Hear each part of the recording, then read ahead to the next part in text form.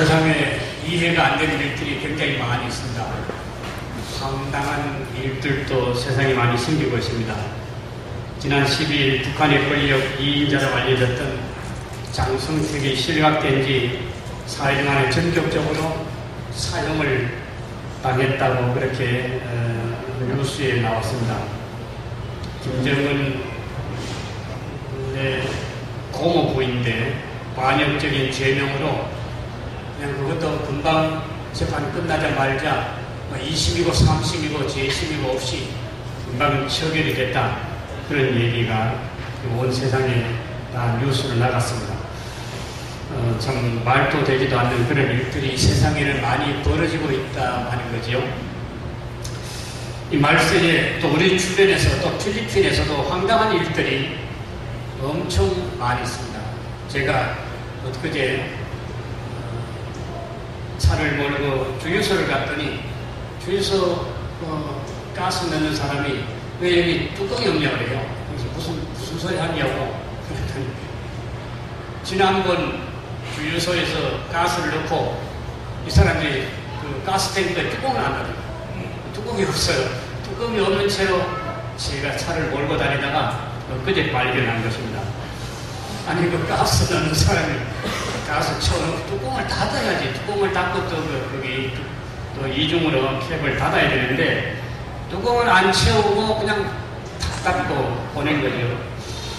그래서 제가 몇 군데 가봤는데 뭐 그런 뚜껑을 본 일이 없다고 해요. 그래서 제가 그냥 하는 수 없이 플라스틱으로 뚜껑을 만들어가 켜가 나왔어. 필리핀 살다 보면 지금 안 계시지만 윤필을 목사님은 책을 쓰셔도 쓸 만큼 미국에서 30년 살다가 여기 오셔보니까 필리핀 와보니까 너무너무 참 황당한 사건들이 너무너무 많이 생긴다.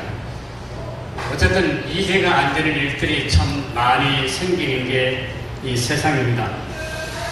그런데 그 중에서도 오랫동안 사람들에게 이해가 안 되는 엄청 큰 사건이 있는데 그건 바로 하나님께서 사람이 되셔서 이 땅에 오셨다는 크리스마스 사건은 우리의 작은 머리로는 좁은 가슴으로는 도저히 이해가 안 되는 그런 사건일 수가 있다는 겁니다.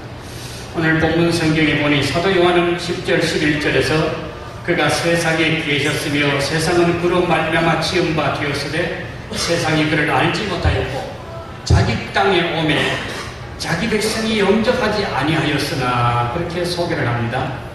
창조주께서 피조물들을 보살피시다가 중요한 섭리가 있어서 지구촌에 직접 내려오셨는데 세상 사람들이 알아보지 못하고 박대하고 오해하고 있었다, 그 얘기입니다.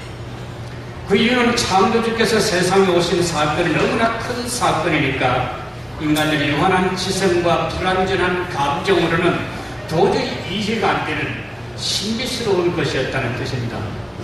영국의 캠브리지 대학의 유명한 교수였던 C.S. 루이스 교수는 2차원에 살면서 3차원을 이해 못하는 것처럼 이성으로는 삼위일체 신비 이해가 힘들다, 그런 말을 했습니다.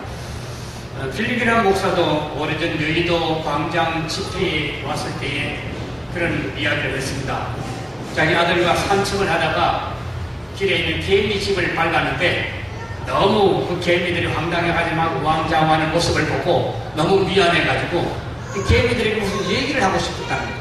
고의적으로 밟은 게 아니다, 야 미안하다, 뭐 그 얘기를 해야 되는데 이 개미들은 지금 난장판에 되고 몇 개미는 부상을 당하고 죽고 그랬는데 자기가 고의적으로 그런 게 아니라고 개미들에게 뭔 얘기를 하고 싶었다는 거예요. 그런데 자기가 개미가 아니었기 때문에 얘기를 못했다는 거예요. 그때의 그 빌그람 목사는 자기가 개미가 될 수 있다면 개미의 말로 그들에게 미안하다고, 내가 일부러 그런 게 아니라고 얘기하고 싶었다는 얘기입니다. 하나님께서 인간이 되셔서 이 땅에 오신 사건은 차원이 다른 상태에서 일어난 일이기 때문에 인간으로서는 이해가 잘 안 된다는 거죠. 왜 예수님이 하나님이시라면서 이 땅에 태어나셔야 했을까? 이 질문에서 우리는 첫 번째로 기억해야 될 것이 있습니다. 13절에 보면 하나님께서 말씀으로 육신을 입고 이 땅에 오신 사건은 바로 그리스도 예수님은 신성을 가지신 분이시다, 하나님과 같으신 성품을 가지신, 신성을 가지신 선지하시는 분이시다 하는 것을 증명한다는 것입니다. 예수 그리스도께서 이 땅에 오실 때 피조되어 비로소 생명을 가지신 것이 아니고 이미 이 땅에 오시기 전에, 세상이 창조되기 전에 하나님과 함께 존재하신, 시작도 끝도 없는 처음과 나중에 되시는 그런 하나님과 같으신 분이시다 하는 것을 우리가 꼭 기억해야 합니다. 천지 창조 때보다 더 일찍 창조되어서 우리 인간들보다 조금 일찍 창조되신 분이시다, 그렇게 얘기하는 것이 예수님을 우대하는 게 아니고 그건 예수님을 모욕하는 거라는 얘기입니다. 이 선제, 창조되기 전에 이미 영원한 시점에서 하나님과 예수 그리스도가 성령님과 같이 계셨다는 이 삼위일체 신학이 이 성경에 굉장히 중요한 사상입니다. 이미 구약 성경에도 예언이 되어 있는데 미가서 5장 2절에 보면 베들레헴 에브라다야 너는 유다 족속 중에 작을지라도 이스라엘을 다스릴 자가 네게서 네게로 나올 것이라. 그의 근본은 상고의 영원에 있느니라. 그렇게 증언하고 있습니다. 예수 그리스도의 근본은 그냥 그때 비로소 태어나시는, 그리고 어떤 사람들이 다빈치 코드에 얘기하듯이 마리아와 로마 군들 사이에 태어난 사생아 같은 그런 수준이 아니고 인간이 창조되기 전에 이미 영원 전에 그분은 하나님과 함께 계시던 분이, 그분이 이 땅에 내려오셨다고 하는 거죠. 그래서 베들레헴에 나시는 그 구세주는 근본이 영원이시다, 영원 전에 그분이 계셨다 하는 것을 미가서는 예언을 해 주었습니다. 이스라엘을 구원하고 온 세계를 하나님의 백성으로 만들 구세주 메시아가 다윗의 고향 이 베들레헴에 탄생하실 것을 이미 700년 전에, 예수님 오시기 700년 전에 미가를 통해서 예언하실 때 그 내용을 주셨습니다. 그리고 본문 1장 1절 이하에, 본문 앞에 있는 1장 1절 이하에 보면 명백하게 선언합니다. 태초에 말씀이 계시니라. 이 말씀이 하나님과 함께 계셨으니 이 말씀은 곧 하나님이시니라. 그러니까 태초에 하나님과 함께 계셨고 만물이 그로 말미암아 지은 바 되었으니 지은 것이 하나도 그가 없이는 된 것이 없느니라. 이렇게 예수 그리스도가 하나님과 같이 영원 전에 선재해 계신 분이시지 그때 마리아의 몸에서 태어날 때 생명을 얻은 분이 아니라는 것을 여기 가르쳐주고 있습니다. 그런데 예수 그리스도의 본질에 대한 논쟁, 이 교회 역사에 보면 기독론 논쟁이라고 해서 수백 년 동안 이 논쟁이 있었습니다. 지금까지도 옥신각신하는 신학자들이 많이 있습니다. 그러나 복잡한 용어와 어원이 뭐다, 헬라가 뭐다, 히브리가 뭐다, 그렇게 따지면 머리가 아픕니다. 그냥 성경에 기록된 것은 성경에 내가 다 용어를 정리할 수가 없어도 신학적으로 다 이해가 안 되어도 성경에 나온 것을 그대로 믿어버리는 그런 믿음이 우리에게 중요하다는 것입니다.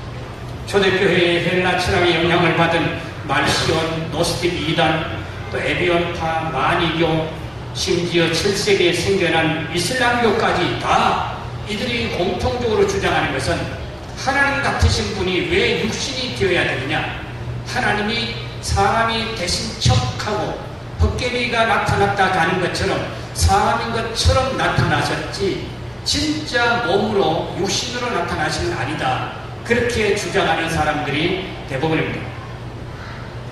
그래서 이것을 이제 가형설이라고 그랬는데 가짜로 하나님이 왔다가 가셨다는 겁니다. 가짜로 십자가에서 아픈 척, 고통당하는 척 십자가에 달려 돌아가신 적은 있다는 거죠. 그런 식으로 얘기한다 그래서 하나님에 대한 우대가 되고 예수 그리스도에 대해서 영광을 돌리는 얘기가 되느냐, 그게 아니라는 거죠.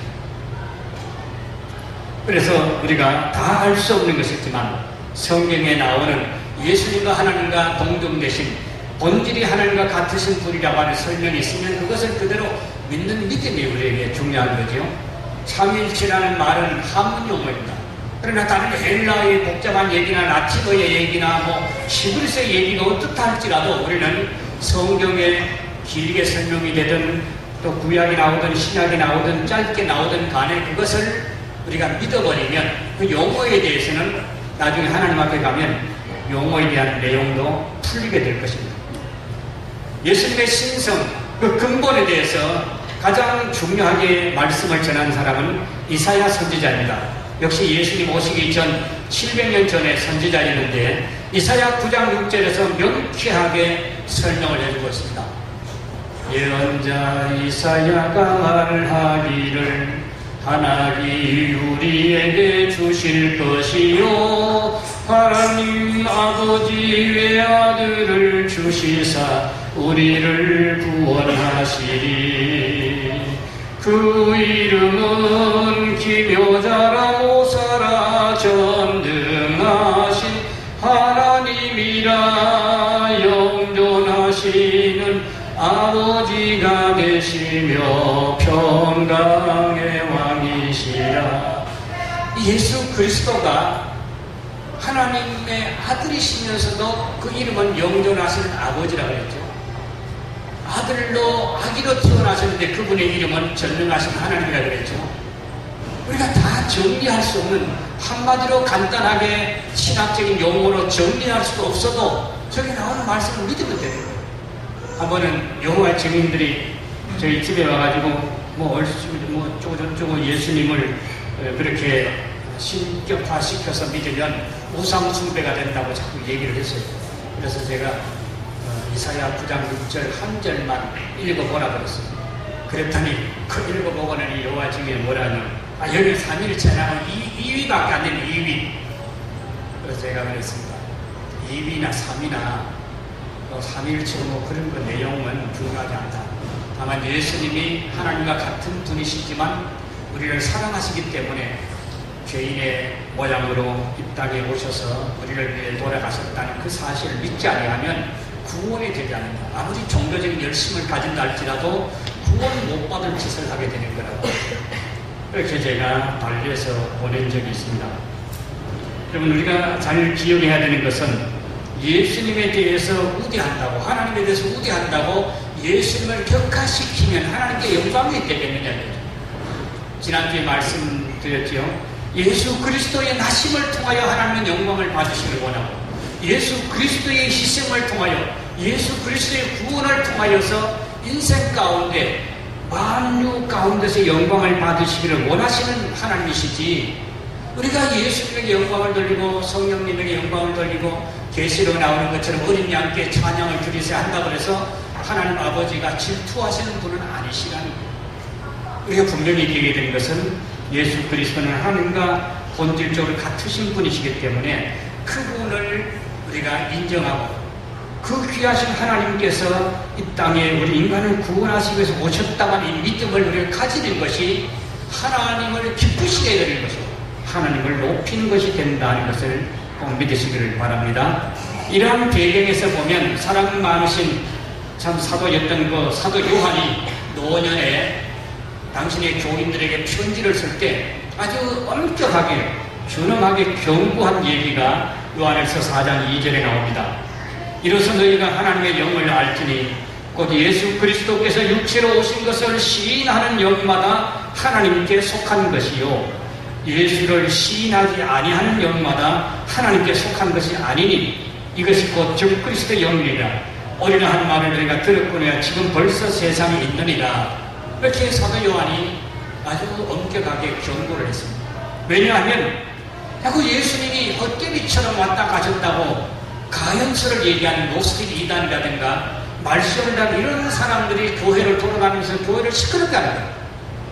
하나님이 어떻게 지저분한 육신을 입고 이 땅에 오실 수 있겠느냐? 하나님은 영이시기 때문에 거룩한 분이시기 때문에 이 더러운 육신 속에 하나님이 오실 수가 없다는 거예요. 그것이 하나님에 대한 대우인 것처럼, 하나님의 영광을 높이는 것처럼 얘기하는 그런 이단들이 많이 돌아다녔다는 거예요. 그렇기 때문에 사도 요한은 화가 나서 예수님이 육체로 오셨다는, 하나님의 아들이 육체로 이 땅에 오셨다는 것을 믿지 않은 영은 사입의 영이다, 이단의 영이다, 그렇게 강조를 한 것입니다. 아무리 좁은 머리로 이해가 안 되는 일이 성경에 많이 있을지라도 우리 위해 낮아져 오신 예수님, 하나님과 본질적으로 같으신 그분을 향하여 평가절하하는 것은 절대로 좋지 않은 것입니다. 믿음을 가진 자만이 이해할 수 있는 진리, 그것이 바로 도성이신 말씀이 육신이 되어 이 땅에 오셨다는 이 진리인 것을 꼭 믿으시고 크리스마스의 의미를 좀 더 격상시켜서 하나님이 날 이 땅에 인간의 몸을 입고 지저분하고 더러운 말구유에 오셨다는 그 사실을 꼭 믿으시며 감사하면서 크리스마스를 보내시기를 바랍니다. 왜 하나님이 이 땅에 오셨을까? 왜 하나님과 같으신 예수 그리스도가 이 땅에 오셨을까? 그 두 번째 중요한 포인트는 구원의 이유 때문에, 인간을 구원하는 그 구원의 이유, 그것 때문에 예수님이 이 땅에 오실 수밖에 없었다는 거죠. 본문 12절에 그 이유가 소개됩니다. 영접하는 자 곧 그 이름을 믿는 자들에게는 하나님의 자녀가 되는 권세를 주셨으니 그랬습니다. 철학자들은 생각하기를 하나님이 시라면 충만하신 분이시고 부족함이 없으신 분이시기 때문에 뭐가 답답해서 하나님이 변신하셔야 되고, 뭐가 답답해서 하나님이 이 험하고 어려운 이 땅에 오셔서 육체 속에 갇혀 사셔야 되느냐고 그렇게 얘기를 합니다. 하나님은 세상을 창조하시고 자연 법칙이라고 하는 발동기 돌아가듯이 발동기에다 기름을 부어서 영원히 고갈되지 않는 발동기에 기름을 부어서 한번 돌려놓으신 뒤에는 팔짱 끼고 그냥 가만히 보고만 계시는, 꼼짝하지 않아도 부족함이 없는 충만하신 분이라고 철학자들은 얘기합니다. 이것을 17세기, 18세기 영국의 개노주의에서 얘기하는 자연신론 또는 이신론이라고 하는 그런 논리가 되는데, 하나님이 천지를 창조하셨지만 창조 이후에 자연법칙을 돌리신 이후에는 하나님이 관여를 안 하시고 가만히 보고만 계시는 그런 하나님이시다, 그렇게 주장을 하는 거죠. 왜 하나님께서 움직이시고 이 세상에 육체에 갇히셔서 육체의 한계 속에서 배고프시면서 또 풍랑에 시달리시면서 또 노동을 하시면서 이 땅에 사셔야 되느냐? 이건 있을 수 없는 얘기라는 거죠. 하나님이 뭐가 답답해서 그렇게 하셨겠느냐는 겁니다. 그러나 하나님께서 움직이시고 이 땅에까지 내려오신 이유는 요한일서 4장에 분명히 나옵니다. 요한일서 4장 9절 10절 한번 읽어봅니다. 하나님의 사랑이 우리에게 이렇게 나타난 바 되었으니 하나님이 자기의 독생자를 세상에 보내심은 그런 말미암아 우리를 살리려 하셨습니다. 사랑은 여기 있으니 우리가 하나님을 사랑하는 것이 아니요 하나님 우리를 사랑하사 우리 죄를 위하여 우리 죄를 속하기 위하여 화목제물로 그 아들을 보내셨다, 그렇게 되어 있습니다. 아담 하와 이후 하나님의 자녀들이 생육하고 번성하여 하나님의 영광을 찬양하고 살기를 원하셨는데, 타락한 천사 사탄이 해방하여 인간을 타락시키고 범죄하는 역사를 계속 진행하게 됩니다. 그때 하나님께서는 노아의 가정을 택하셔서 새로운 세상을 꿈꾸셨습니다.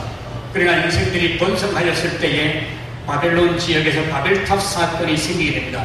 바벨탑을 쌓아서 다시는 홍수가 나도 멸망당하지 않도록 하겠다, 그렇게 하면서 그때의 세상의 위대한 위인 니므롯이라는 영걸이 나오는데, 이 니므롯은 하나님 앞에 특이한 사냥꾼이었다, 그렇게 성경이 기록했습니다. 이 특이한 사냥꾼, 하나님 앞에서 특이한 사냥꾼은 영혼의 사냥꾼이라는 얘기입니다. 에덴 동산에서는 뱀을 통하여 나타난 사탄이 이제는 노아의 후손들이 번성하면서 바벨탑을 쌓을 때에, 그때는 니므롯 속에 사탄이 들어가서 니므롯이 영혼 사냥꾼의 거두가 됩니다. 그래서 바벨론 문명을 만들게 되어집니다. 그래서 우리가 계시록 18장 이후에 보면 하나님께서 세상을 멸망시킬 때 큰 성 바벨론을 멸망시킨다, 그렇게 되어 있습니다. 왜냐하면 니므롯을 통하여서 사탄이 계속해서 인간들을 유혹하고 하나님을 반대하는 이 바벨론 문명을 계속 만들었다, 그러니 그렇기 때문에 하나님께서는 노아를 통하여서 새 세계를 꿈꾸시던 그 꿈을 접고 이제 바벨론 문화 속에서 고민하고 살아가는 아브라함을 택하셔서 그에게 은혜를 주시고 그가 믿음의 조상이 되도록 가나안 땅으로 불러내시면서 이 아브라함의 후손을 통하여서 내가 온 열방을 구원하고 열방을 복주는 계획을 세우겠다, 그렇게 계시해 주신 것입니다. 그래서 아브라함의 후손 가운데서 구세주가 오실 수 있도록 예고를 해 주셨는데 창세기 12장 1절 이하에는 아브라함을 열방을 위한 축복의 통로로 쓰시겠다고 그랬습니다. 그리고 22장 18절에 아브라함이 이삭을 번제물로 바치려고 순종하려고 하는 그 결단 이후에 너희의 후손을 통하여서 내가 열방을 복을 주겠다고 그 구세주를 통하여 인생을 구원하는 열방을 구원하는 그 계획을 보여주시게 되는 것입니다. 그래서 예수 그리스도를 통하여서 온 열방이 이제 하나님께 돌아가서 하나님의 자녀가 될 수 있도록 구원을 받을 수 있도록 하늘나라 상속자가 될 수 있도록 거듭나서 영생하는 사람이 될 수 있도록 만들어 주신 것입니다. 그래서 예수님께서 이 땅에 오시게 되었다고 합니다. 디도서 3장 4절 이하에 잘 설명하고 있습니다. 우리 구주 하나님의 자비와 사람 사랑하심이 나타날 때에 우리를 구원하시되 우리가 행한 바 의로운 행위로 말감지 아니하고 오직 그의 공의하심을 따라 중생의 씻음과 성령의 새롭게 하심으로 하셨나니 우리 구주 예수 그리스도로 말미암아 우리에게 그 성령을 풍성히 부어주사 우리로 그의 은혜를 힘입어 의롭다 하심을 얻어 영생의 소망을 따라 상속자가 하늘나라의 상속자가 되게 하려 하시리라 그랬습니다. 크리스마스는 바로 하나님께서 죄에 빠진 인생들을 예수 십자가의 사랑을 믿음을 통하여 믿게 하시고 구원받게 하시고 의롭다 그렇게 만드시고 그 사람들이 믿음을 가진 사람들이 하나님의 자녀가 되고 하나님의 가족이 되도록 만드신 것입니다. 크리스마스는 하나님께서 죄에 빠진 인생들에게 이 사랑의 메시지, 구원의 메시지, 회복의 메시지를 직접 전달하시기 위해서 이 땅에 내려오신 사건이라 그 얘기죠. 하나님의 사랑의 구원 작전은 이미 구약 호세아서에 잘 나타나 있습니다. 그러나 이스라엘은 그 사랑을 거부했고 우상 숭배에 계속 빠졌으며 열방을 향한 전도의 사명을 등한시했습니다. 이방은 이를 무시하고 전도할 필요가 없다고 하는 그 무책임한 이스라엘 백성의 대표적인 사람이 바로 요나 선지자입니다. 멸망을 향해 가는 세상 백성들을 향한 하나님의 안타까운 사랑의 마음을 외면하고 이기심과 독선주의 종교에 빠진 이스라엘을 대신하여 예수님의 십자가 대속의 보혈을 믿고 마음에 예수님을 받아들이는 예수꾼들을 통하여서 예수 믿는 교회 공동체를 통하여서 하나님은 너희가 새 언약의 백성들이다. 육신의 혈통으로가 아니라 예수의 피를 통하여 너희가 내 자녀가 되어졌다. 그렇게 선언하시고 땅끝까지 가서 이 구원의 소식, 이 사랑의 소식을 전하라. 그렇게 우리에게 분부해 주신 것입니다. 우리는 하나님의 아픈 가슴을 이해하여 십자가에 대신 죽은당하신 예수 그리스도를 나의 구원자로 믿고 받아들이는 사람들이기 때문에 여기에 와서 예배하는 줄로 믿습니다. 우리 각자를 사랑하셔서 구원하시려고 사람을 입고 지구의 문화 속에, 인간의 문화 속에 낮아져오신 하나님 품 속의 독생자 예수님을 우리가 절대로 환영하고 영접해야 하늘나라 상속자가 되는 것입니다. 그 예수님, 낮아져 오신 하나님의 아들 예수 그리스도, 하나님과 같으신 그분을 홀대하고 푸대접하고 오해하는 것은 인간에게 있어서 가장 큰 죄가 될 수밖에 없다는 것입니다. 히브리서 1장 1, 2절에 말씀하셨습니다. 구약시대에는 하나님께서 여러 모양으로 여러 선지자들을 통해서 인류에게 말씀하셨습니다. 그러나 마지막 때에 말세가 되어서 다급해진 하나님 아버지께서 독생자 예수 그리스도를 통하여서 우리에게 말씀하셨다. 내가 너를 사랑한다. 내가 이렇게 너를 사랑하고 구원하여서 하늘나라 백성으로 만들겠다고 그렇게 다급하니까 하나님이 직접 이 땅에 인간의 문화 속에 내려오셨다는 얘기입니다. 오늘 우리가 이 큰 사랑에 대해서 이해를 잘 할 수 없기 때문에 평생 동안 이 사랑을 묵상해야 돼요. 특별히 크리스마스를 통하여서 이 낮아져 오신 예수 그리스도의 사랑, 하나님이 인간이 되셨다는 이 사랑을 더 묵상을 깊이 해야 돼요.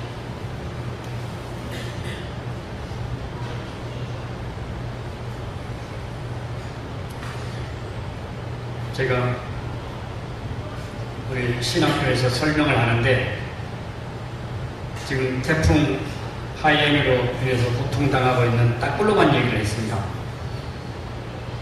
요셉이라고 하는 마닐라의 아주 귀족집의 귀공자가 아주 인류 대학을 졸업하고 아주 잘생기고 부자인 이 귀공자가 태풍 해일 피해진 딱 굴러간 피난민촌에 갔습니다.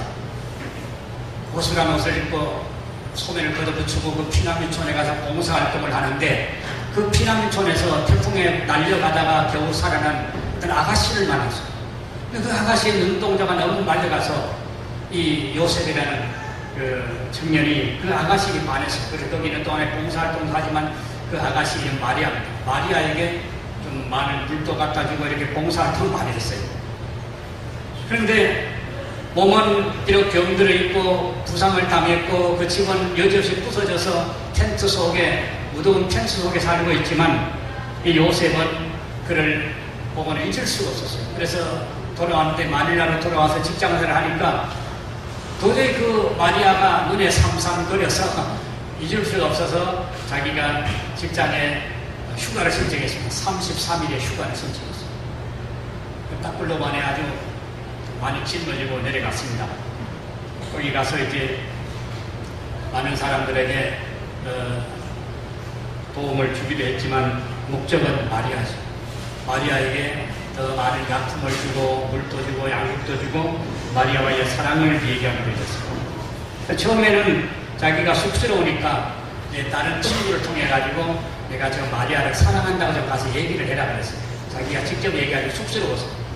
그래서 이제 마리아에게 친구 단원도 보내고 또 그 팀에 있는 아주 말 잘하는 사람도 보내가지고 저기 마리아 son 조셉이 너를 사랑한단다, 좋아한단다 그렇게 얘기를 전했어요. 그런데 그 마침 그 지역에 또 그 마리아의 친구들이 있어서 마리아 친구들한테 요셉이 접촉해가지고 마리아 친구들한테 이제 얘기를 했어요. 아, 마리아가 핸드폰도 잃어버린 것 같은데 내가 핸드폰을 줄 테니까 이걸 마리아 갖다 주고 마리아에게 내한테 좀 텍스트 메시지 좀 보내라 그러고 때때로 좀 전화 좀 하라 그래라. 친구들에게 부탁을 했어요. 근데 한참 이제 또 피난민촌에 봉사활동 하다 보니까 마리아 친척을 만났어요. 그래서 마리아 친척에게, 안티에게 고모임 부탁했어요. 내가 마리아를 좋아하는데 마리아가 건강 회복되면 내가 마닐라로 데려가서 결혼하고 싶다고 그렇게 이제 안티에게도 또 얘기를 했어요. 그래서 어느 정도 알긴 아는 거예요. 마리아도 지금 몸이 불편하기도 하지만 마닐라에서 온 요셉이라는 청년이 자기를 사랑하는가 보다. 그렇지만 자기가 직접 들으면 안 돼요. 직접 들으면 안 돼요. 친구를 통해 듣고 뭐 봉사단원을 통해 듣고 또 안티를 통해 듣고 이렇게 들었지만 자기가 직접 들으면 안 돼요. 전부 간접적으로 마닐라에서 온 그 봉사대원 그 사람이 나를 사랑한다고. 그런데 너무 답답해가지고 아직도 피난민촌에 있고 답답한 그 텐트 속에 살고 있는 마리아가 너무 측은해서 어느 날 요셉이 달 밝은 밤에 바닷가에 휠체어를 끌고 나갔습니다. 마리아를 태워가지고 휠체어를 끌고 바닷가에 가서 파도가 출렁거리는데 사랑의 고백을 합니다. 야, 내가 너를 사랑하는데 너 몸이 회복이 되면 마리아한테 가서 글로벌시티에 내 아파트를 짓고 있거든. 글로벌시티에 모래시계의 주인공이 가지고 있는 그 아파트 옆에 내 아파트 100평짜리가 있거든. 다 치면 내가 너를 데려가서 결혼할게. 너는 나를 사랑해라. 그렇게 이제 구혼을 하게 됩니다. 그래서 그 둘이가 이제 그 기념으로 반지를 주고받고 그렇게 하면서 사랑의 대화를 나누었는데 그 요셉이 마닐라로 돌아갔습니다. 33일에 이제 봉사활동을 끝내고 휴가를 끝내고 돌아가는데 그때부터 문제가 생기고 그때부터 주변에서 이 마리아에게 계속 이상한 얘기들 들립니다. 야, 그 요셉이 뭐 금덩어리 주고 가느냐, 돈을 좀 주고 가느냐, 아니 그런 거 없었다고.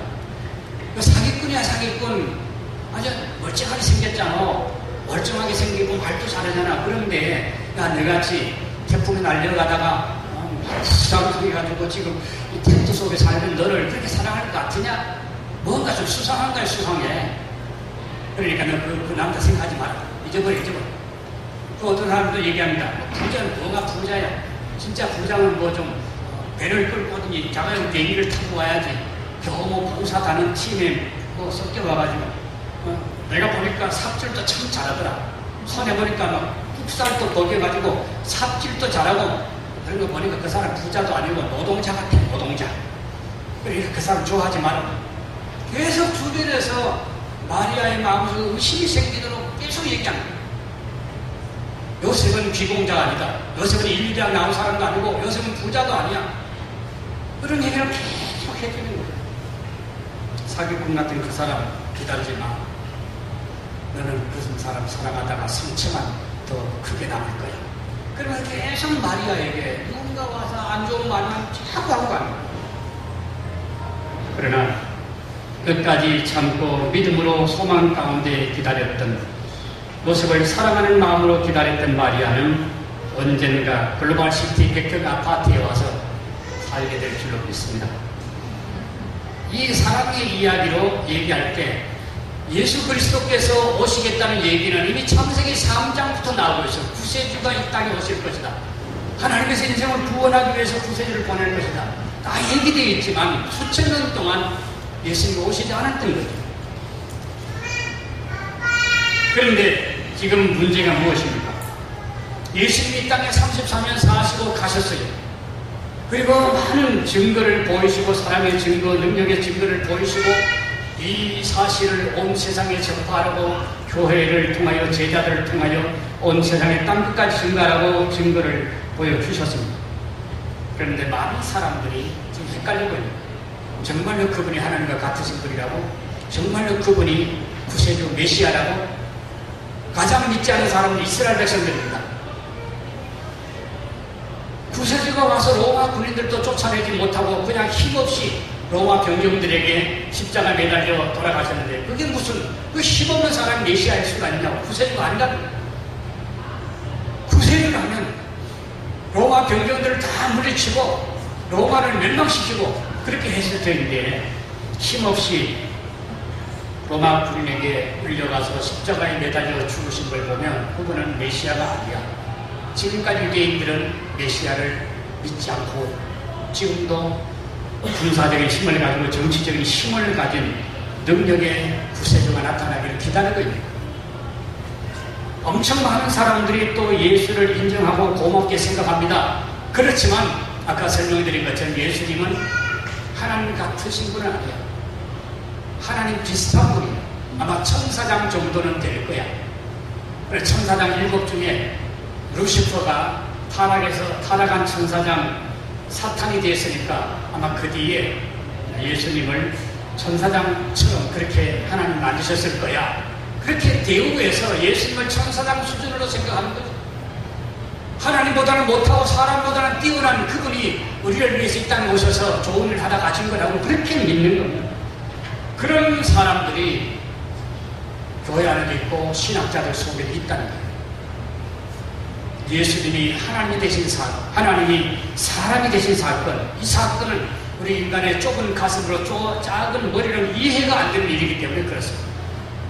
그러나 성경이 얘기하면 우리는 용어는 몰라요. 신학적인 용어는 복잡하니까 안 미워도 돼요.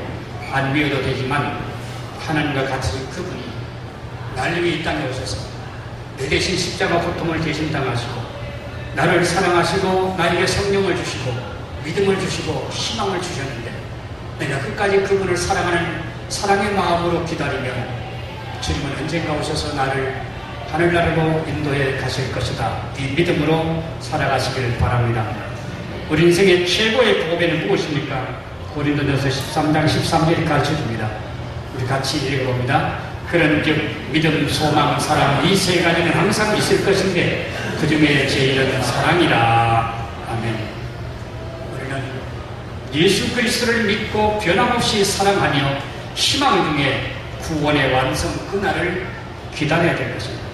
크리스마스를 통하여 우리는 왜 예수 그리스도께서 하나님과 같으신 분이시라면서 왜 인간의 육체에 갇히시고 육체를 입고 이 땅에 오셨을까? 왜 그 고통을 당하시고 고난을 당하시고 처절한 아픔 속에서 십자가에 달려 돌아가시는 그 길을 하나님이시라면서 왜 그 길을 택하셨을까? 이렇게 깊이 묵상하면서 나를 위한 하나님의 행위, 하나님의 구원과 그 사랑, 희생, 거기에 대해 감사하고 그들의 신비적인 구원의 방법을 찬양해야 될 것입니다. 무엇보다도 이 소식을 아직 모르고 있는 이웃들과 친척들과 열방을 온유와 겸손한 마음으로, 친절한 마음으로 희생과 또 선물과 변화된 삶의 모습을 통하여서 이 소식을 더욱 나누고 전파할 수 있는 이 성탄 절기를 삼으시기를 바랍니다. 자비로우신 우리 아버지, 이 시간 크리스마스의 신비를 저희들이 묵상해 봅니다. 하나님과 같으신 분이시지만 우리 인간을 사랑하고 인간을 구원하시기 위해 이 땅에 낮아져 오신 예수 그리스도 그분에 대해서 우리가 믿음을 가집니다. 그분을 구세주로 우리 마음에 환영합니다. 성령으로 우리가 소망을 가지며 예수님 다시 오실 그날까지 거룩한 삶을 살면서 주님의 계속의 속행의 죽음을 다른 사람들에게 증거하며 살기를 소원합니다. 하나님, 이 사랑, 이 믿음 끝까지 간직하면서 주님의 마음에 합한 우리 성도의 삶을 살아가게 도와주시옵소서. 이 크리스마스를 통하여 날 위해 낮아져 오신 예수 그리스도에 대한 뜨거운 사랑과 감격이 더 커지게 하여 주시고 더 많은 사람들을 향하여서 이 소식을 전하려는 의지가 있게 하시고 헌신적인 실천이 있게 하여 주시옵소서. 예수님 귀하신 이름으로 기도하옵나이다.